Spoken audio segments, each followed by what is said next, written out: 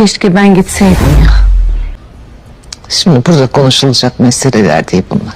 Anne sen bunca yıl neden sakladın bizden? Maşallah.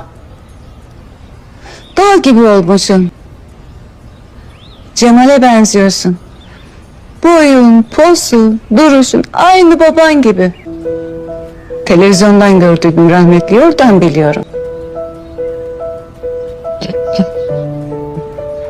Bakışın, tipin aynı o. Orhan'dan almışsın aynı baban gibi. Ya sen? O kara gözlerini. Ay yok, ben Cemal'in kızıyım. Sen boş ver bunları teyze. Tamam bitirin artık bu konuyu. Bitirin. Bizim aile böyledir işte. Müthiş bir aile tablosu değil mi? Nasıl? Bazı sırları konuşmayı sevmezler. Kusura bakma kızım. Uzaktan uzağa, televizyonlardan sevdi.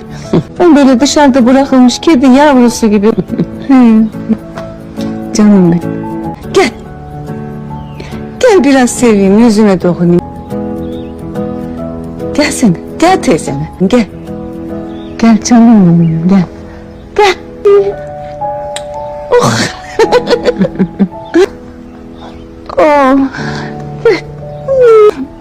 Canlarım benim, canlarım benim.